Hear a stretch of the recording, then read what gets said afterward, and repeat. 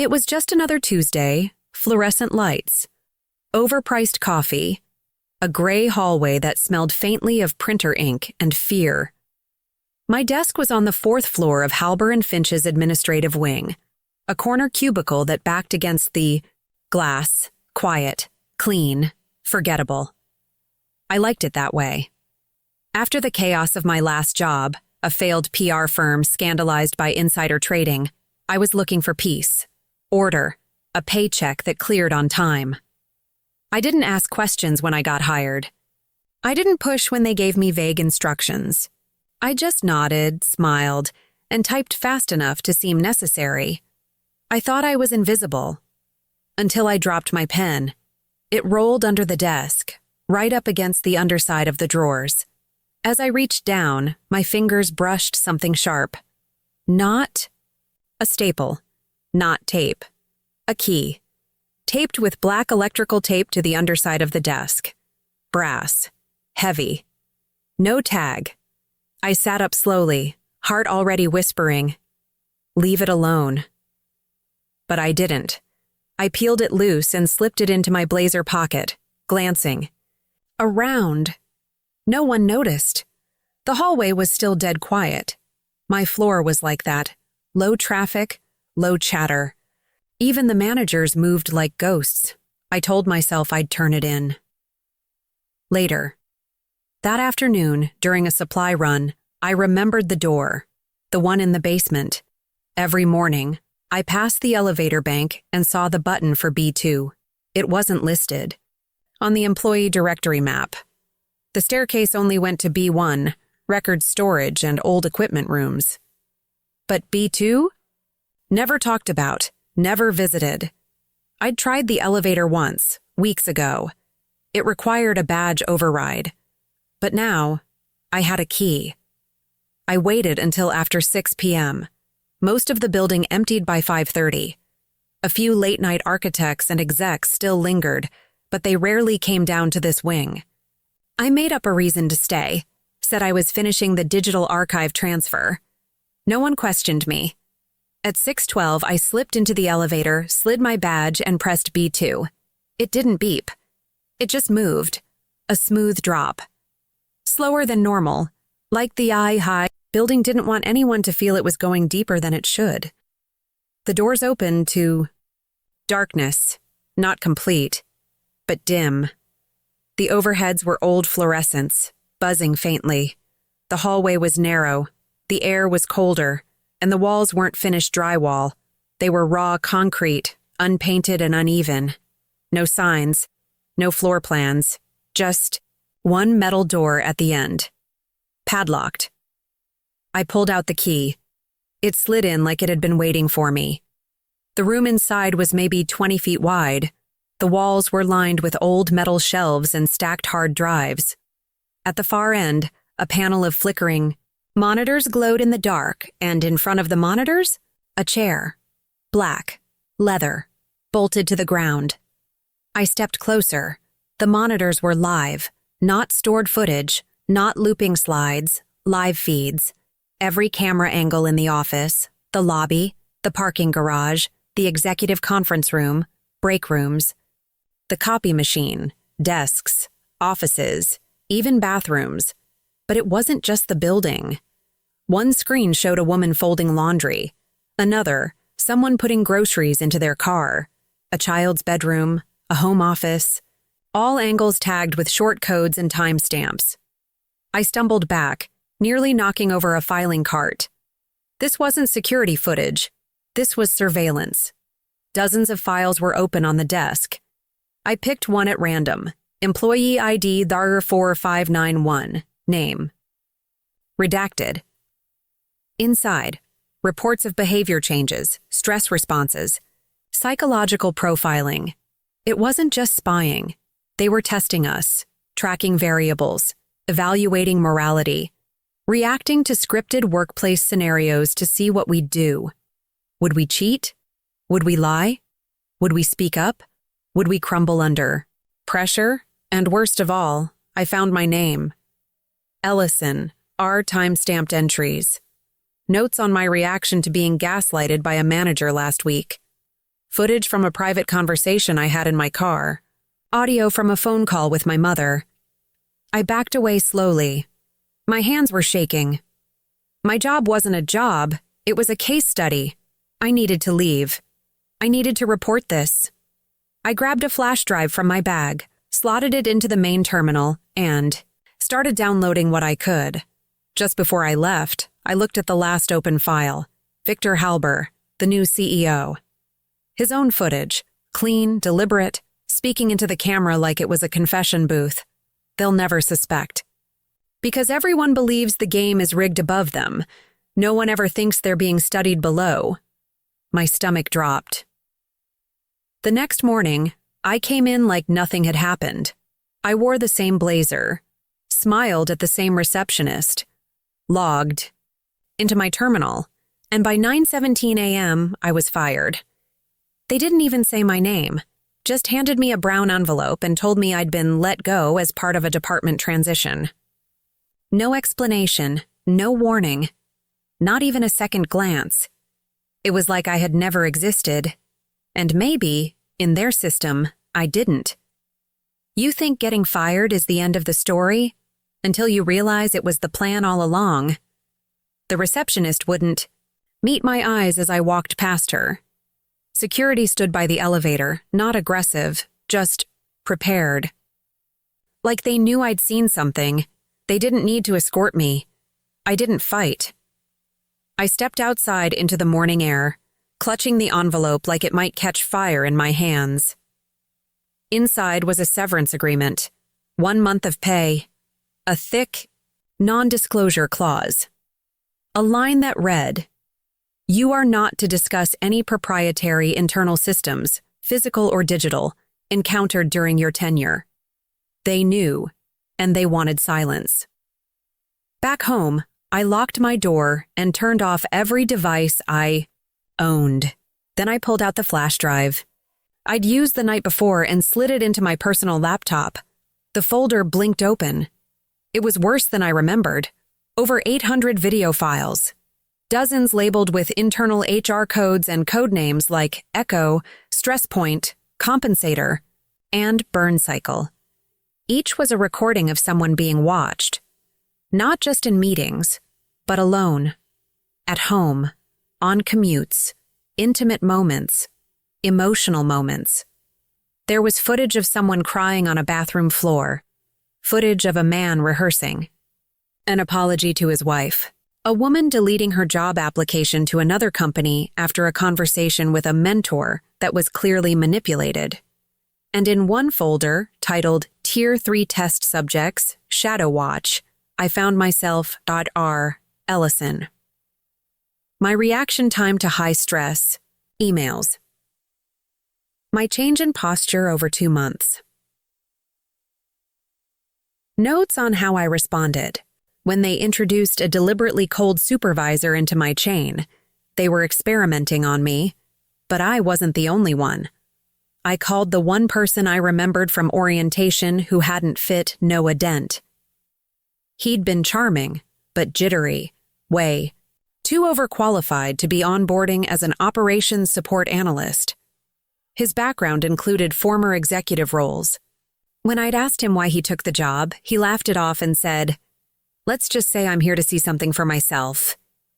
Back then, I thought it was a weird joke. Now, I wasn't so sure. I found his LinkedIn. He was gone, deactivated. No forwarding contact. But after an hour of digging, I found an old freelance listing he'd posted a year ago, an email buried in the source code. I sent him a message. "You were right. About all of it. I found the basement." He responded an hour later. A single line. "Meet me at the Wilmot Garage, level 4. No phones." The garage was empty. Noah was waiting by a column, hood up, holding a coffee like he was just another tired New Yorker. But when he turned to me, his eyes were sharp. "You saw the room?" I nodded. "They fired me the next day." He smirked. "That's how it starts?" We talked in low tones between parked cars. He explained that Halber and Finch had been experimenting on staff for nearly a decade, testing cognitive behavior under corporate stress simulation protocols. Most employees were unaware. Some were planted as stimuli, fake coworkers designed to push buttons. Others were watched from the start. Noah had discovered it during his own onboarding. He was meant to be a whistleblower. But then they turned the program on him. They took my finances, he said. Froze my accounts, spun up a fake HR complaint and had me blacklisted. I've been sleeping in a friend's laundry room for 6 months. Why stay close? Because I knew someone else would find it eventually. I needed to know I wasn't crazy. He handed me a burner phone. This is yours now. If you want to finish what they started, I'm in. That night, I opened the last folder on the flash drive. It was titled Fail-Safes. Inside, a single video, Victor Halber, sitting in the surveillance chair, staring straight into the camera. If you're watching this, it means one of them got out. That's fine. The system always resets. We've studied people like you for years. You scream into the dark, and the dark stays quiet. But just in case, remember this. Every program has a control group. Some of them don't know they're even in it. The question is, do you? The video ended, and I realized I hadn't just been monitored. I'd been chosen. You think you've seen everything until you open the second door. Noah wasn't exaggerating when he said there was another level, the first room. The one I found wasn't the core of the operation. It was a feeder, a front-end surveillance hub. The real operation, the archive, the contracts, the why behind it all, was deeper. Hidden behind a fake boiler wall in the B2 basement, behind 3 layers of reinforced security that weren't on any blueprint. He'd found it once, by accident. Then he was pulled from the system and watched until he backed off. But now we were both out, and ready to go back in. We waited until Sunday evening. The building's cleaning team rotated shifts on Sundays. No security at the front desk. Cameras were mostly static. Noah had mapped the blind spots long ago. We entered through the freight elevator in the parking garage. Badges reprogrammed using an old card cloning trick he learned from a fired access. Engineer. I was sweating before we hit the bottom. The walls looked the same. Raw concrete, buzzed lighting, cold tile. But the air felt heavier. Noah guided me down a hallway that ended in a brick wall. Only it wasn't brick. He reached behind a loose vent and pressed a hidden sensor. With a hiss, a metal panel shifted open. Behind it, a retinal scanner. Noah had an override key.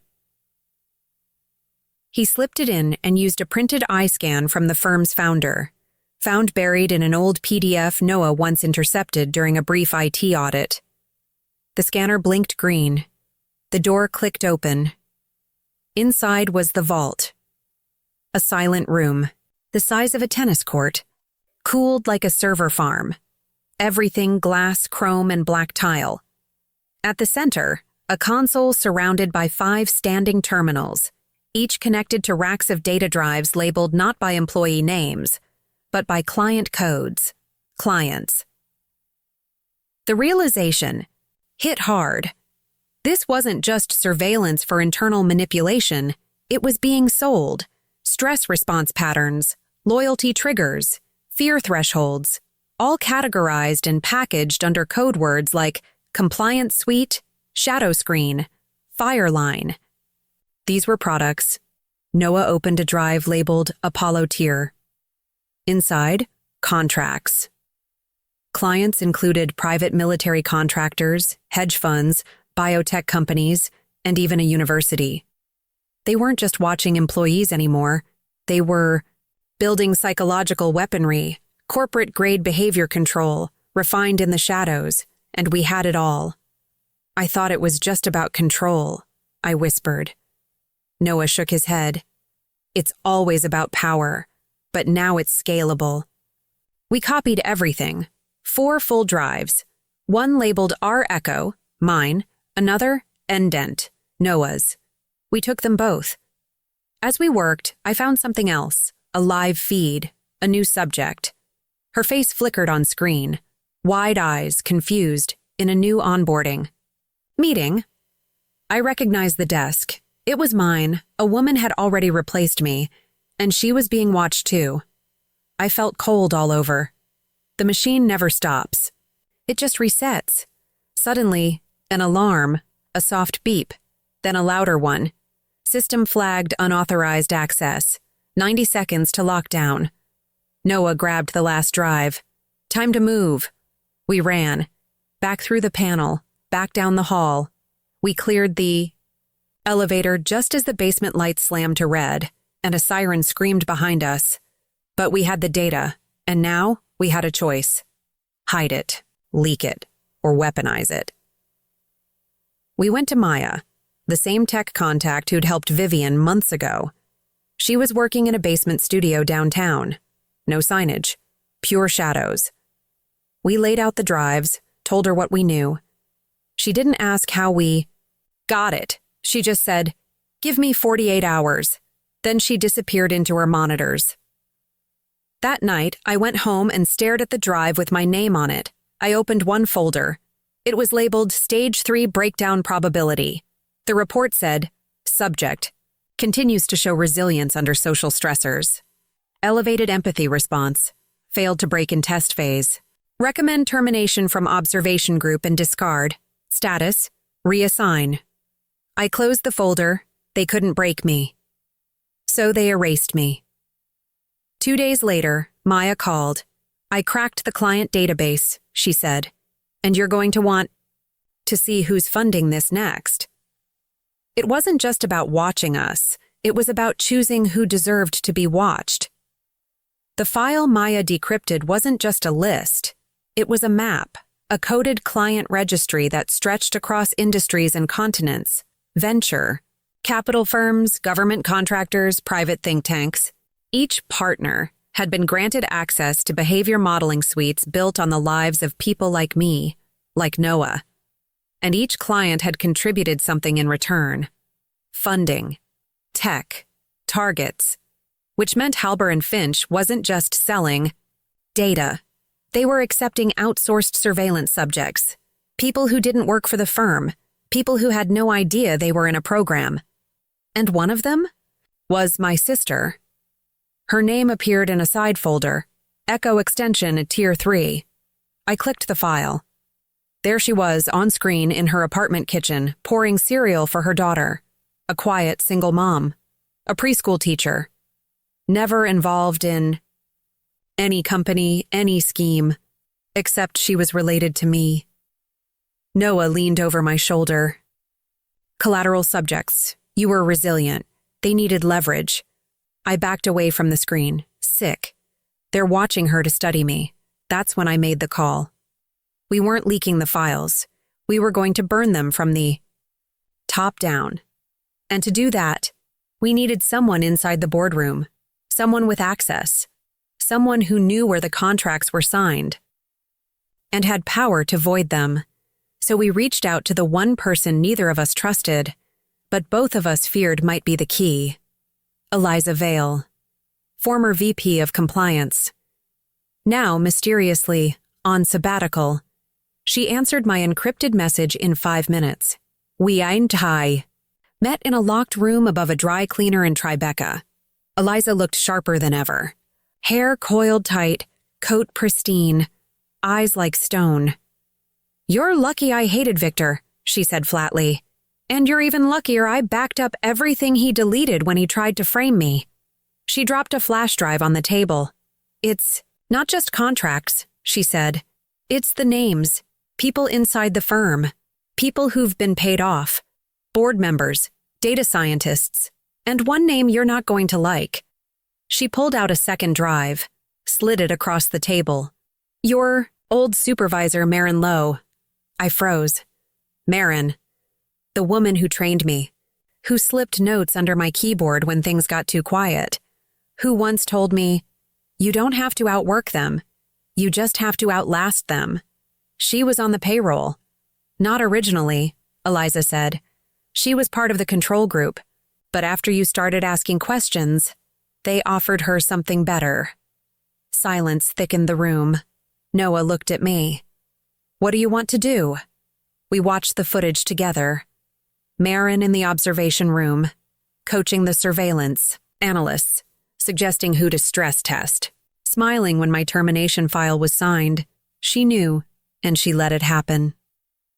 I didn't sleep that night. I sat on the floor, laptop open, staring at my own psychological file. It said I'd been hard to predict, resistant to stress-based control. That's why they targeted my family, because I didn't break. But I would if she got hurt. This was never about performance or loyalty. It was about ownership, who they could own, who they could erase.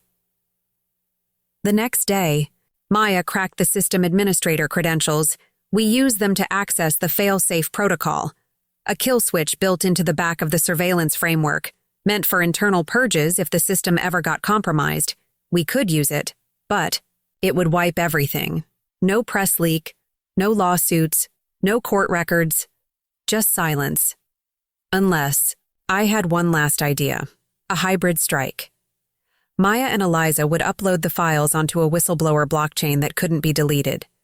Noah and I would use the kill switch inside the vault. But before we did, we'd broadcast one final feed. Live-streamed confession from the same surveillance chair where Victor once sat.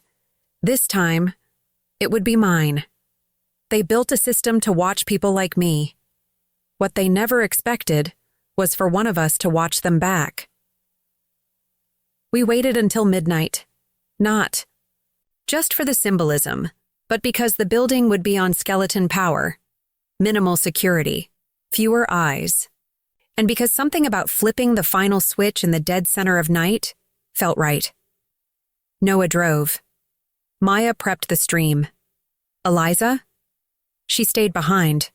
Her role was post-broadcast, delivering the files to international whistleblower networks, and freezing the board's off-site accounts using an internal directive she'd recovered from the founder himself. Me? I was going back into the basement. One last time. The vault door opened like it had been expecting me. Inside, the terminals still glowed. The feeds still flickered. The chair still sat waiting. But now, I wasn't afraid of it. I sat down. Noah stood beside the main terminal. You sure? I nodded. It ends tonight. Maya's voice buzzed through the earpiece. We're live in 5, 4. The stream began. No filters, no edits, just a woman in a surveillance chair, speaking to the entire world. My name is Ray Ellison. You don't know me, and if Halber and Finch had their way, you never would. I inhaled. They fired me the day I found the room beneath their building. A room filled with cameras, logs, and reports on every employee who ever worked there, including me, including people who had no idea they were even being watched, including my sister. I looked directly into the camera. They call it behavior calibration, morality testing, performance optimization. But what it really is human experimentation, dressed up in corporate lingo. I paused. My voice didn't shake. I was a test subject, so was Noah Dent. So were dozens more. And when we didn't break the way they wanted, they tried to erase us. I glanced down at the old black leather folder I'd found 2 nights ago in the vault. Inside were final stage project notes.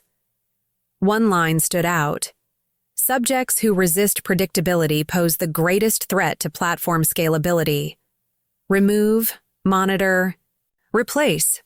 I read that line aloud. Then I said, I'm not here to ask for justice. I'm here to pull the plug. Noah initiated the protocol. The vault began a full cascade wipe of the entire system, every drive, every backup, every shadow copy. Maya patched the live stream across public platforms, streaming sites, corporate forums, dark web leaks, and just before the room powered down, we played one final file, the original confession from Victor Halber. We let him bury himself. It went viral within 12 minutes. Basement Files, Surveillance Empire, Halber exposed within hours. Reuters, The Guardian, and NBC picked up the stream. Anonymous whistleblowers flooded in from companies around the world. The FBI opened a formal investigation. The firm's board was subpoenaed. Victor Halber was found in a private resort in Belize and detained. Me? I disappeared. Officially, I went off-grid. Unofficially, I moved in with my sister and her daughter in a small town 2 states away. I helped fix her leaky porch, learned to make pancakes, and finally slept 8 hours for the first time in years. Maya started her own digital forensics firm. Noah began speaking anonymously at conferences about data ethics and psychological manipulation. Eliza? She became the anonymous source behind a congressional committee on AI misuse in hiring and behavior control. And the vault? Gone, burned, obliterated. But the message? That stayed. 6 months later, I received a plain black envelope. Inside, a USB stick. Unmarked. When I plugged it in, it showed only one line of text. There's another system. This one's bigger. Underneath, a file folder. Echo, Phase 2. I stared at the screen for a long time. Then I whispered, "Let them come," and clicked. Open the folder.